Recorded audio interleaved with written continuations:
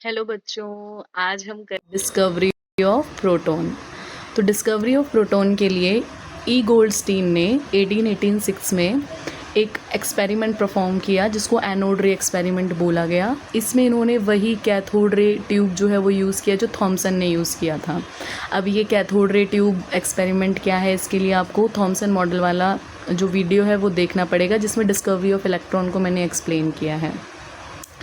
तो इस एक्सपेरिमेंट के लिए इन्होंने वही सेम अरेंजमेंट लिया, वही सेम अरेंजमेंट में वैसे ही सेम एक कैथोड और एक एनोड अरेंज किया, वही दो सेम जिंक सल्फाइड के कहीं हम स्क्रीन लगाए। अब इस बार क्या हुआ, जिंक सल्फाइड के स्क्रीन में जो कैथोड के पीछे ट्यूब लगाया गया उसमें कुछ ग्लो दिखाई देने लगा। तो ये कहीं हम अज्यूम किया गया कि कुछ पॉजिटिव चार्ज पार्टिकल हैं जो पॉजिटिव साइड एनोड से नेगेटिव साइड जो कैथोड है वहाँ पर मूव कर रहे हैं।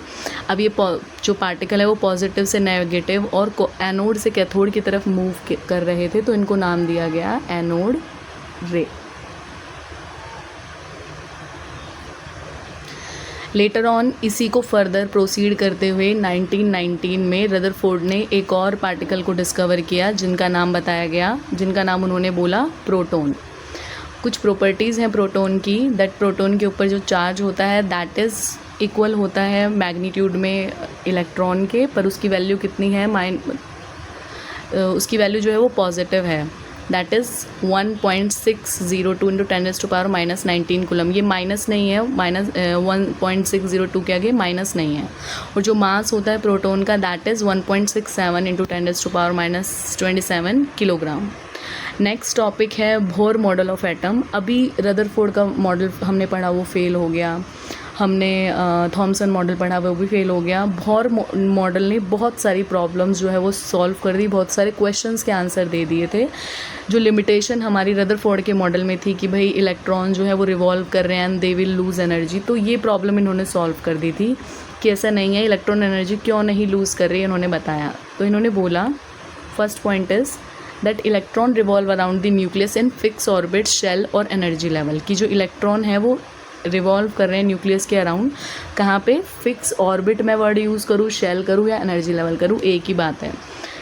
अब इन ऑर्बिट्स में रिवॉल्व करते हुए एक पॉइंट ये भी है कि they do not lose their energy. जो इलेक्ट्रॉन हैं while revolving in these orbit they do not lose their energy, वो अपनी एनर्जी को लूज़ नहीं करते। अब एनर्जी लूज़ नहीं करेंगे तो वो फॉल नहीं हो पाएंगे। Next one, these shells are represented by KLMN।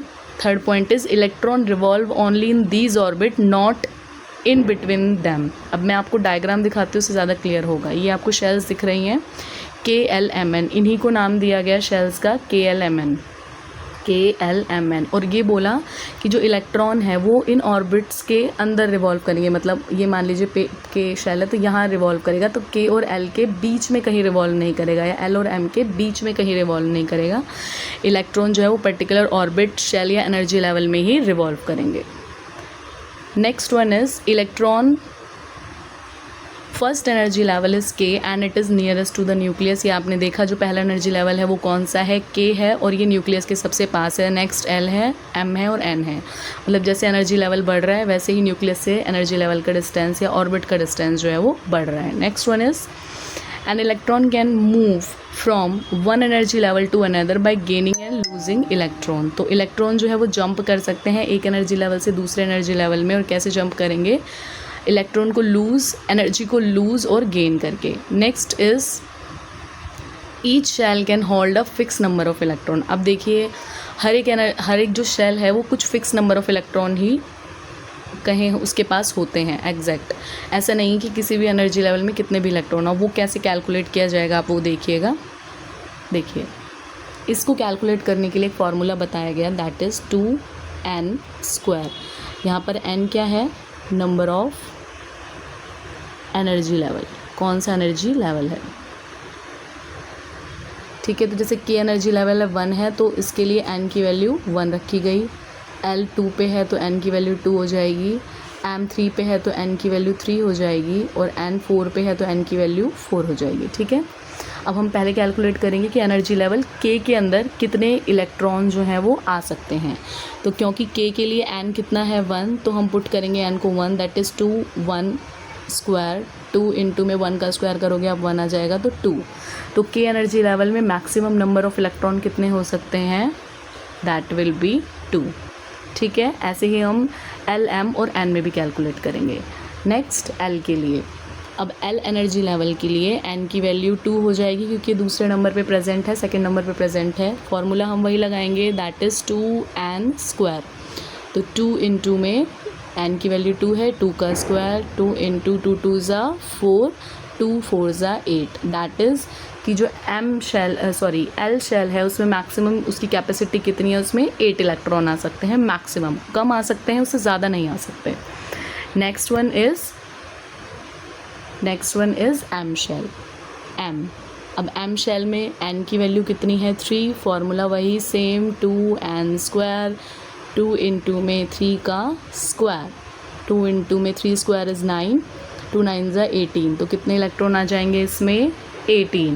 Maximum capacity of M orbit और M shell will be 18। Next one is N shell के लिए स्मॉल n की वैल्यू हो गई 4। Formula is the same, 2n square, 2 into में 4 का square, 2 into में 4 square 16, that is 32। तो ये मैक्सिमम कैपेसिटी है।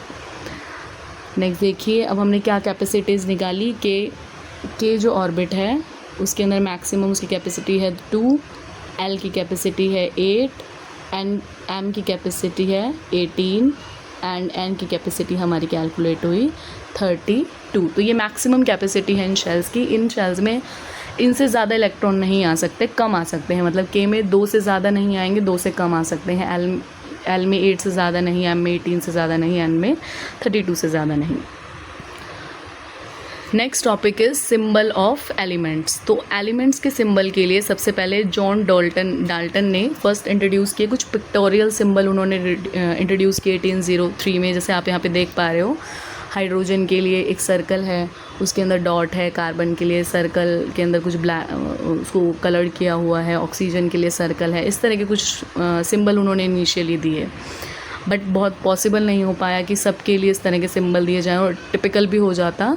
तो इसीलिए नेक्स्ट बर्जेलियस करके एक साइंटिस्ट आए, उन्होंने 1813 के अंदर कुछ सिंबल सजेस्ट किए। अब उन्होंने सिंबल्स के नाम कैसे रखे, लैटिन वर्ड्स पे रखे। कुछ सिंबल्स के उन्होंने क्या करा, फर्स्ट लेटर ही ले लिया एज अ सिंबल। जैसे आप देख पा रहे हो, ऑक्सीजन के लिए O लिया, सल्फर के लिए फर्स्ट लेटर S लिया। कुछ सिंबल्स को लिखने के लिए उन्होंने फर्स्ट और सेकेंड लेटर लिया। अब फर्स्ट लेटर हमेशा कैपिटल और सेकेंड लेटर हमेशा स्मॉल लिखा गया। तो आप जैसे देख पा रहे हो, हीलियम, इसके लिए लिखा गया HE। ऐसे ही एक एलिमेंट होता है बेटा नियॉन, ये स्पेलिंग ये है NEON, तो उसके लिए सिंबल है NE। आप देखोगे आगे आपको सिंबल लर्न भी करने पड़ेंगे। थर्ड वन इज़ किसी स्पेलिंग में से फर्स्ट और थर्ड लेटर को लिया गया। जैसे आप देख पा रहे हो, chlorine, C first letter spelling में देखिए CHLORINE, तो first letter is C and second letter third letter को लिया गया L। मैग्नीशियम में भी फर्स्ट M लिया देन G। और कुछ एलिमेंट्स के जो सिंबल हैं वो उनके लैटिन वर्ड से लिए गए, जैसे सोडियम। अब सोडियम के लिए आप देखिएगा, सोडियम का सिंबल होता है Na, है ना। तो ये सोडियम का नाम तो S से स्टार्ट हो रहा है, पर सिंबल Na क्यों है, उसके लैटिन वर्ड नेट्रियम से लिया गया। ऐसे ही एक आप देखोगे पोटेशियम, है ना। अब पोटेशियम P से स्टार्ट हो रहा है, बट सिंबल इज K, क्योंकि इसका जो लैटिन वर्ड है वो होता है कैलियम। ठीक है, तो इस तरह से कुछ एलिमेंट के सिंबल जो हैं उनके लैटिन नेम से लिए गए। अब ये जो फर्स्ट 20 एलिमेंट हैं उनके सिंबल कुछ इस तरह के हैं। First one is hydrogen, second helium, third lithium, 4 beryllium, fifth boron, 6 carbon, nitrogen, oxygen, fluorine, neon, sodium, magnesium, aluminium, silicon, phosphorus, sulphur, chlorine, argon, potassium, calcium. अभी आपको 20 एलिमेंट्स ऐसे ही लर्न करने पड़ेंगे, सब एलिमेंट्स के सिंबल लर्न करने पड़ेंगे और सबको लाइन से लर्न करना पड़ेगा। एक छोटी सी ट्रिक है इनको लर्न करने की, जो हमने बनाई हुई है, हमारे टीचर्स ने हमें सिखाई थी, मैं आपको बता रही हूँ। अगर वैसे लर्न हो जाता है तो nothing can be better than that, अगर आपको डायरेक्टली लर्न हो जाता है, वरना एक ट्रिक है ना। मैं लिख देती हूँ यहाँ पे, हाई हील्स लिए बिना भी कल नेहा नेहा, है ना, वर्ड्स भले ही मैं ढंग से नहीं लिख पा रही हूँ, आप देख लेना। नेहा और फरीहा, फरीहा नाचेंगे, नाचेंगे। नेक्स्ट है ना, ना मांग अल्लाह से पेप्सी, सोडा, कोला और काजू केक। दोबारा मैं रिपीट कर देती हूँ। हाई हील्स लिए बिना भी कल नेहा और फरीहा नाचेंगे, नाम मांग अल्लाह से पेप्सी, सोडा, कोला और काजू केक। तो आई होप समझ में आया होगा आपको ये टॉपिक्स, और ये ट्रिक आपको हेल्प करेगा एलिमेंट्स को लर्न करने में। वैसे 20 एलिमेंट इजीली लर्न हो जाते हैं, बट अगर नहीं हो पा रहे हैं तो you can use this trick. चलिए, आई होप समझ में आया होगा। Bye bye, have a nice day, thank you.